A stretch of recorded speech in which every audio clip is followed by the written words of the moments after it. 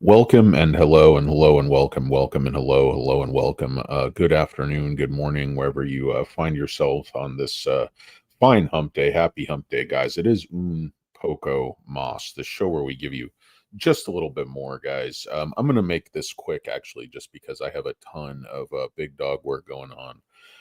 It's getting into tax time yet again. A lot to do, a lot to do. I know you guys are in the same boat, always busy, but just wanted to talk a little bit of Nio because my feeling on this is a massive opportunity staring you right in the face. Now you might think, okay, it just came off at 350, it's already doubled very, very quickly. That's the end of the story. Well, I would caution you, watch the ratios because a stock like SoFi went from 28 down to like 4, and then the analysts kind of moved from 8 to 12 to 14. All of a sudden the stock went 17, 18, 19, checked back to 9, and then all of a sudden it ran to 30. Now these were the same folks shorting that, and I know Nio, you might say, okay, there's no institutional ownership. These things can be very stealthy and shift very quickly, and I guarantee you savvy institutions were buying the hell out of this stock. Notice that this dip came back down into the next quarter. So this was not over in June in Q2. This stayed low all the way down below 350 all the way into July. And if you want to talk about,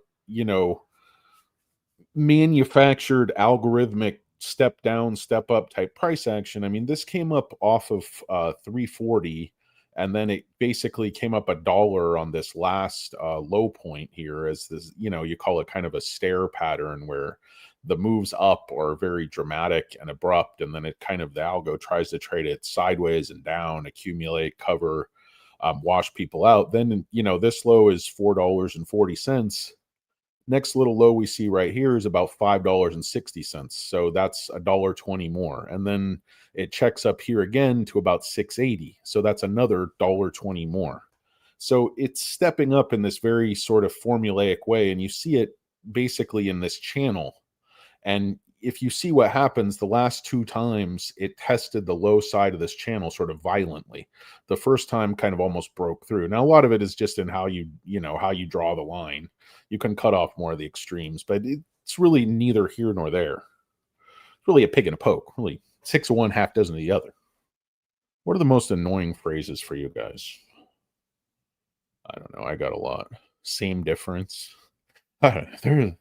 There's a lot of phrases just like dumb people say to try to like get out of actually thinking about stuff.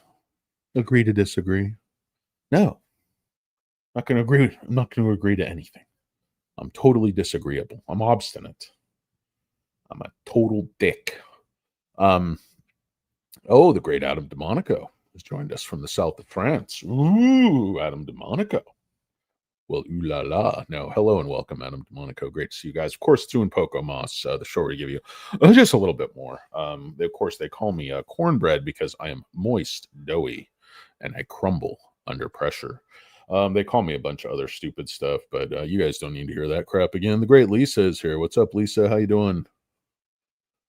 Jim Barufer, long time no see. Poco Bean waiting. Yeah, you got it. Yeah, guys, I've been like, I had did something to my arm, back, neck, shoulder. I haven't been able to move. Just got this shooting nerve pain. I've still been trying to keep up on the weight loss. Like Monday morning, I was still at, not really proud, but 327. So just haven't been doing great on that, but still 6 pounds net down. It's better than getting fatter, which is my normal modus operandi.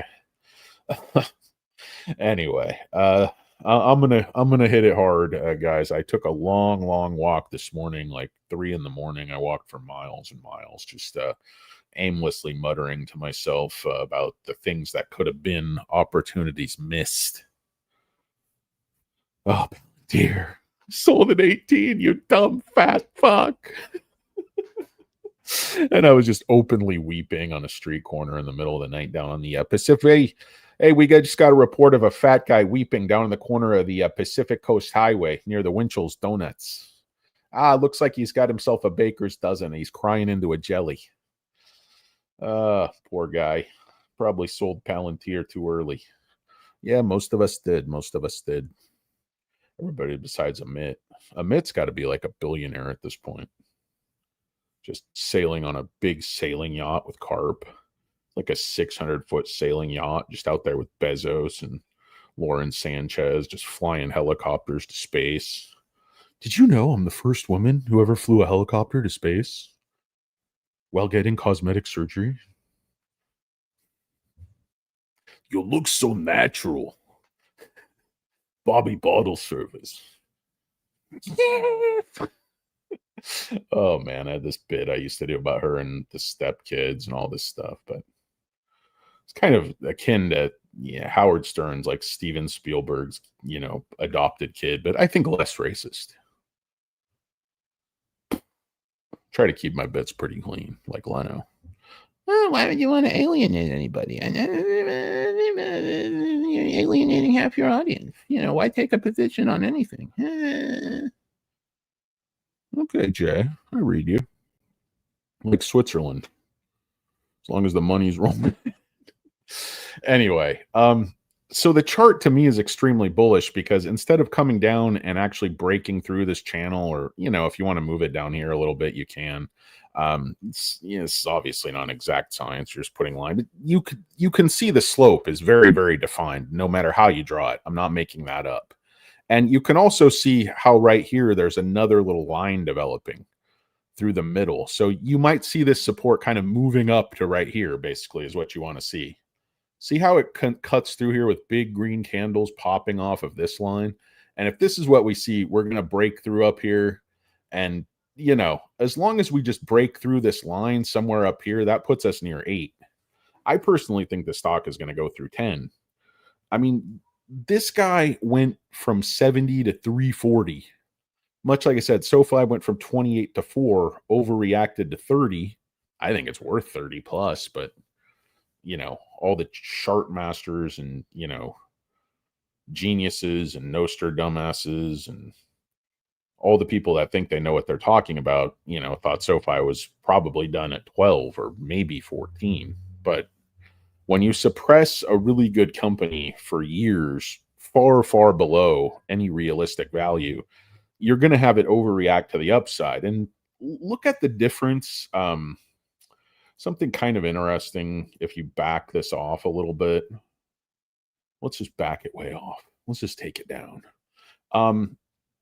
Look at what happens here. See, this petered out exactly the same spot, basically right here at 7.6. This was 756, and then back here in this was exactly 1 year ago, keep in mind too. So, the shorts and market fixers and mafiosos work in mysterious ways. So exactly 1 year ago, the stock topped out about 760. But look at what happens with the move. Look at the volume. It's not near as sustained. And this whole move comes off of 4, and it only takes less than a month to make that entire move. This move comes off of 330, and it takes, about 2.5 months rather than 1 month. So this is more of a shooting star pump and dump, and you see how quickly it comes down. It never really checks back in any defined pattern. Where this, they're more walking it up. It's consolidating. The volume has actually been increasing if you look at it. These candles here are bigger than these candles here are bigger than these candles here. There's more volume here just recently on this run up than we've seen in the stock in the last, even more than here, I would say, but it's pretty close, at least the last 2 years. And really, it's more back to here, back to 2022, until we've seen more volume. We've seen similar volume, but this is sustained. It's increasing. What's critical is this coincides, I think, with so many things that are happening with Nio coming together all at once. You guys want an update on the shorts? To say the shorts are giving up is a massive understatement. Today, their short interest is down by, 1.8 million. Borrowed change is down 8 million shares. This is one of the most dramatic drops in shares on loan that I've ever seen. So let's see. 14 of August, it's 450 million shares on loan. 9 September, 375 million shares on loan. Today, 140 million shares on loan. That's insane. In just over a month, short interest or the shares on loan has gone down over 300 million.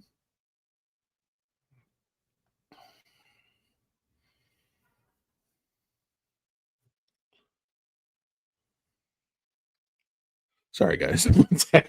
Just getting a message. It's losing my concentration. Talks amongst yourselves. It's no big deal. It's coffee talk.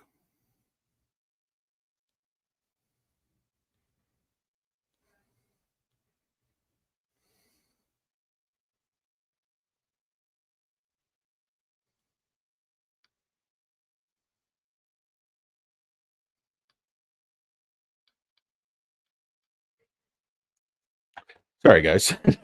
Take that message. But so this is just extremely dramatic. The short interest likewise has fallen off a cliff. This is not the behavior. Utilization has been pegged at 100 for like the last almost a year. That's fallen. So it's fair to say, just from the looks of things, the empirical evidence that the bears are basically giving up. And right now they're just rearranging the deck chairs on the Titanic to see how they can get out of this without, getting hurt any worse. So essentially, how have they given up so much of the short position while only sending the stock, up to 7? I mean, it's a pretty dramatic increase from 350, but like I said, that was a huge artificial low.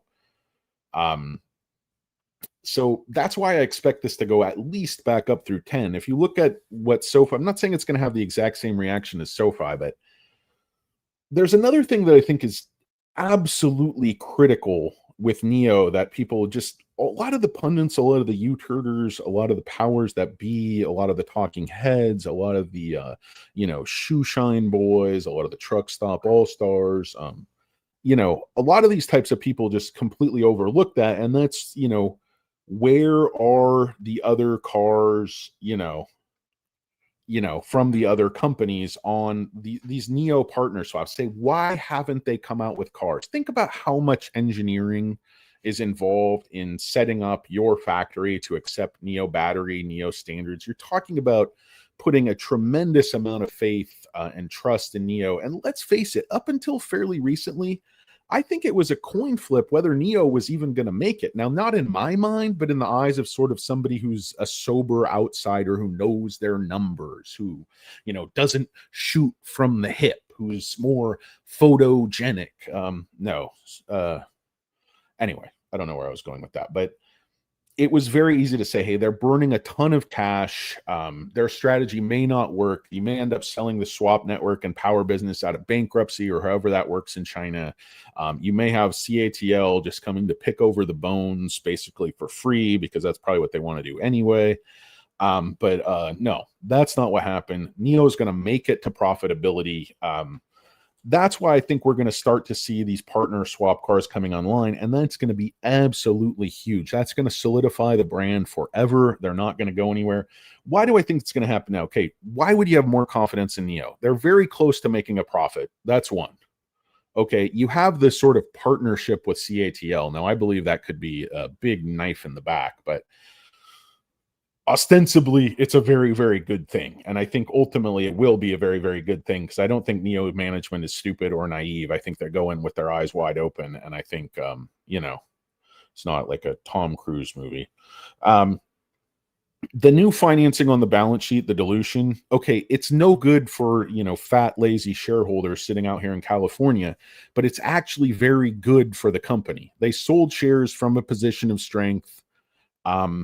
And they really improved their balance sheet. So from somebody outside making an investment in that engineering, saying, is Nio going to be here for the long term? They look way better after the dilution than they did before the dilution. So that money raise was actually a very smart, strong move on Nio's part, despite the fact that it was received poorly initially. You see the stock recover very, very quickly. And then finally, they're far more disciplined. They're far more focused. They're far less overlap. There's far less waste, and they're getting better and more efficient, putting in systems so that they're better and more efficient all the time. And again, this all instills confidence that they're going to be here for the long term. Whereas a couple of years ago, maybe even a year and a half, 2 years ago, you'd have said, hey, it's a coin flip if Nio is even going to survive the consolidation phase. Yes, their power business and swap might, but it might be owned by somebody else. Now I think they have chips. And also, I was going to talk about, I think Nio is an extremely, extremely attractive buyout candidate. You have these like companies like Dream, the vacuum company, want to get in the car business. You imagine how quickly you get, 0 to 100 real quick, as the kids say, if you buy out Nio, hopefully for like, $20 a share plus. I don't know if that would happen. It's pretty rich. I don't know what the price would be. I don't even know how it works. They'll probably just, somehow steal our shares and just leave us for dead in the trunk of a Yugo. I don't know. But guys, this reduction in short interest is dramatic. Another thing I just wanted to talk about, I know I'm all over the place, but what else is new? I didn't sleep. What else is new there? It's not just the upgrades, guys, but it's who is upgrading.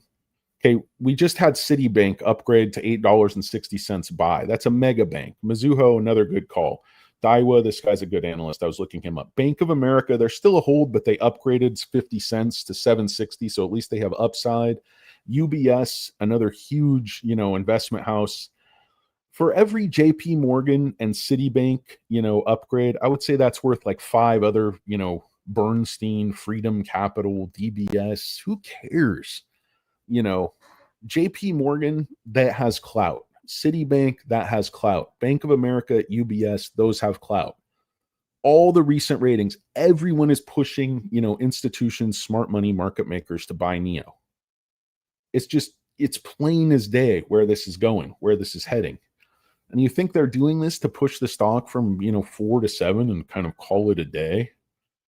No. They're going to shear the retail sheep, much, much more than that. So I know from the looks of things, it looks like institutional ownership is very low, and it was as of the last filings. But again, look how fast this swings. Right before they moved SoFi, right before they just sent that rocket ship up, they had everyone saying the stock is dead. The stock is never going to move. They were doing everything humanly possible to get retail to capitulate around 7 because they knew they were sending it to 30, and they know it's not done yet. Retail who bought this stock at, 20, 30, 40, they're not going to be satisfied to dump at, $7.12. Go home and play a little pocket pool. Hey, honey, I just sold all my Nio at a huge loss, but the new Call of Duty's out. You still got the small wing, dear? Affirmative. Raven 2 out, honey. I'm going to take my pants down and play a little Call of Duty. Okay, dear. I'll be down playing Jim Rummy with my personal trainer, Garth. What am I talking about, guys? Who knows? So yeah, they basically look at what's happened here. I mean, they were algo holding the thing in the pre-market at 710, came up all the way to 735. They dragged it, but where's all the volume? All the volume is on the move up. All the volume is on the accumulation. The price fixing is coming down, but they can only dump and price fix so long if they don't want to sell short from 7. And they don't want to sell short from 7 because they know the stock is going through 10 and probably through 20. Look at what happened to even like a stock like Carvana. That just like that turnaround story. A couple years, that stock went from what, like 6 to now it's pushing 400. I mean, I'm not saying Nio's going to do that, but I think at the end of the day, it's a much better company. Hold on one sec, guys.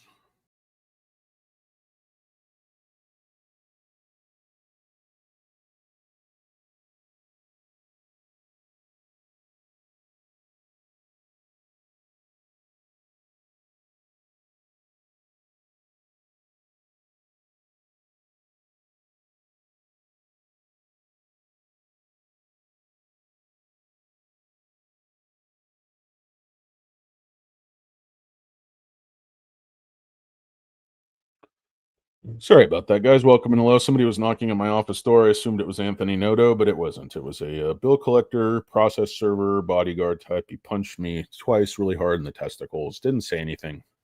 Threw a nice manila envelope down at me. Spit on the ground. Kicked me again in the nuts and was on his way. All in all, not a bad encounter. I'm trying to see the silver lining.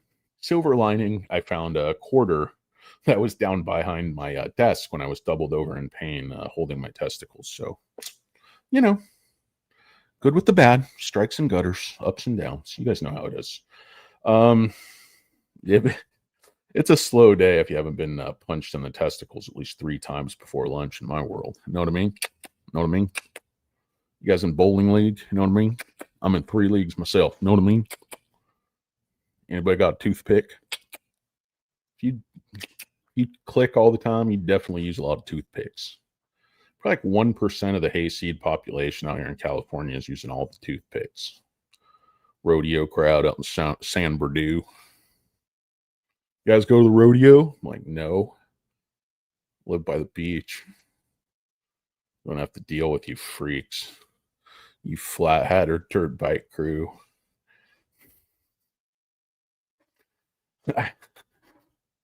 I curse the 91 freeway that brings all you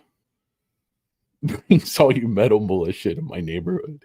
Get the hell out of here. Hey, you guys like MMA? You want to get violent for no reason? Like, nah, man. I like to keep it chill. I'm more of a pacifist. All right, bro. You got a problem? I'm like, no.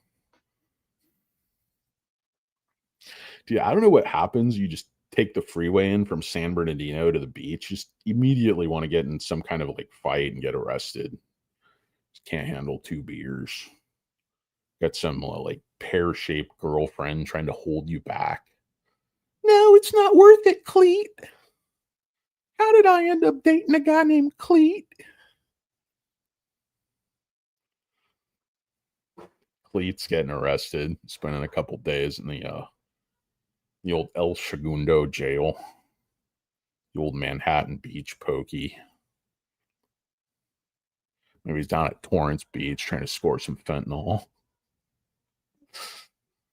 Nah, Cleet, he ain't worth it. He's like 80 years old. Stop beating him. No, it's for the pride of the IE. No, I love IE flatheaders. They're good people.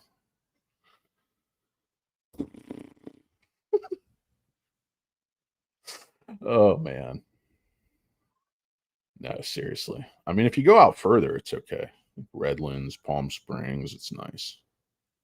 Riverside's okay, university, but getting sort of that, get past Corona out and sort of that greater San Bernardino rural area, you might have issues. You like a hills have eyes situation.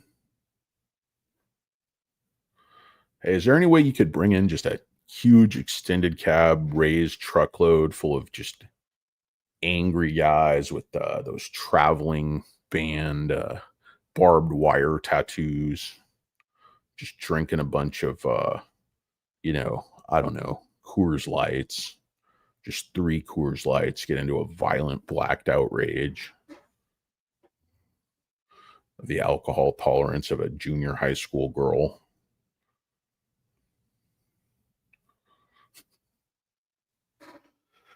Oh, yeah. Sorry, Carl. I apologize. No, seriously, though, I love the Inland Empire. It's a great spot. Basically, if you love being stuck in traffic and just pollution,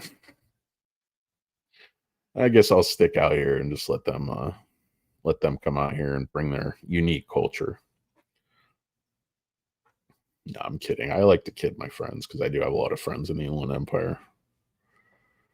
But man, I wouldn't live there. I have lived there. It's hot. That's the other thing. It's just so hot. And I'm fat, so I'm biased against that type of heat. Like 106-degree heat is going to kill a fair-skinned fat guy like myself. Why do I live in California? Dude, I love to play tennis, love to walk. I live on the beach. It's like paradise, man. I'm from here. I don't know. I've been everywhere. I've been a lot of the country. I've seen a lot of the country, and I haven't found any place that's anywhere near as good as where I am. So, yeah, I love it here. I love the people. I love the place. It's just awesome. I couldn't ask for a better place to live.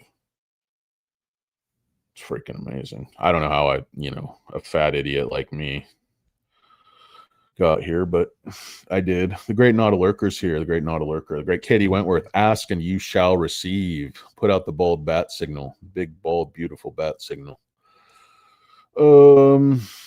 Let's see. Who else is here? The great Justin Maluk is here. Yeah, SoFi shorts, you have to expect they're going to come back in. I mean, the stock moved from 7 to 30. I mean, it's like a 4x move. So, very quickly. So you have to expect some of the shorts are going to grow a pair and get back in there. Yeah, the stock prices. I just am warning people, cautioning people. Don't think this moved from 350 to 7 and it's like done. I mean, this is just kind of forming a base at a it's still too low, on a price to sales basis or really any other basis. Okay, yeah, I do need water.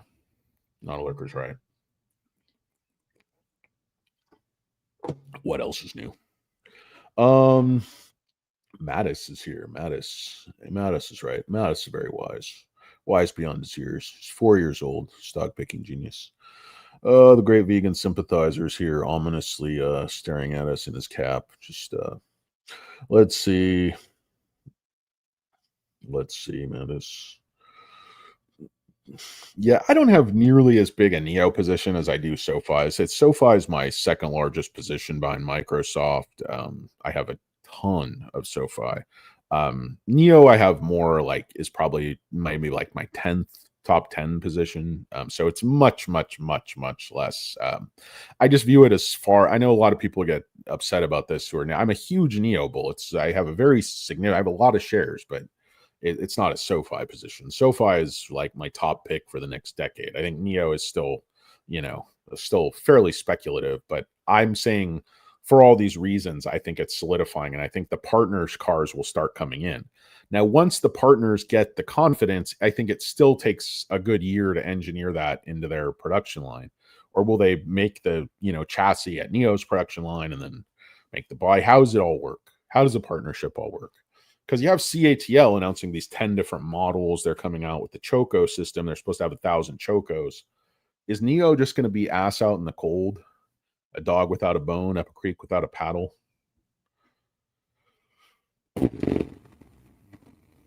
I don't know. Know what I mean? Know what I mean? Know what I mean? I have no idea. The great David Massarelli is here. Oh, yeah. No, David, I think 10 is in play. I'm telling you, this can move so fast. People thought I was crazy just when I said, SoFi is going to go to 14. They're like, you're nuts. That's a double. Here we are at 30, or now it's come down. It's a nice little entry point, I think, too, if you sneaks back down just a little bit more. Because I think SoFi is their growth trajectory is just insane. SMCI, I know David was interested in SMCI. SMCI looks very, very strong. Their building block system is really revolutionary beyond where they have AI built in. I think it's just far more than sort of a, boxes and racks company. SMCI is a legitimate like AI innovator. They're not just a shell for, NVIDIA. I think SMCI is much more than even meets the eye at this point. I think there's a reason they're growing, top line at 50%. The growth SoFi turns in is extraordinarily, amazingly, incredibly consistent. SMCI, the growth is just, you don't even believe it's true. You think it's like some kind of nursery rhyme from the sea.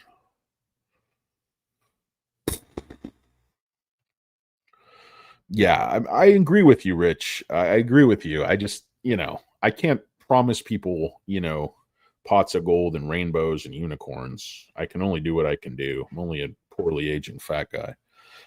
Anyway, guys, I got to run. This has been the honor of my life entertaining you turds. But yeah, we're going to get back. We're going to talk about some other things, but I got a ton of work to do. And it's just, it's a hump day, guys. So, go hump the nearest thing you can find, whether it be a fire hydrant or your significant other. Try not to hump your boss. You're going to get yourself fired, and you're going to get me censured. You're going to get me censured by the humping gods. Anyway, thanks, Mattis. Appreciate you joining me. Thanks, Clap My Dog. Thanks, Rich. Thanks, David. Thanks, the great Carl Seamark. Thank you to David, Lisa, the great Nautilurker, of course. Thank you to QT. Thank you to Princess J, both absolutely incredible immediate unit. Let's see. Yeah, everybody should live in California if you can afford it. It's amazing out here. No, Florida man is unique to Florida. We just, yeah, we have kind of our Florida men, but it's not quite as extreme. It doesn't cover the entire like 90% of the upper state. But no, even like the rural parts of California, they're farmers, you know, they're mountains there, but they're still like really amazing, good people. It's like most of California is extremely, extremely conservative. It's just the population centers that are more on the liberal. But even in the population centers like San Jose, Orange County, very, very conservative pockets in there. So it's a very diverse state in all respects, politically as well as like, you know, ethnically and income wise, geographically. It's just one of the most diverse, interesting, beautiful places in the entire world. And that's why my, you know, fat head has gotten stuck here. Plus, I'm just too lazy to relocate. I can't even make friends here. Imagine what I do elsewhere. But anyway, guys, appreciate you joining me. It's un poco mas. Thank you so much. And I'll talk to you weak sauce turds a little bit later. Get out of here. Go.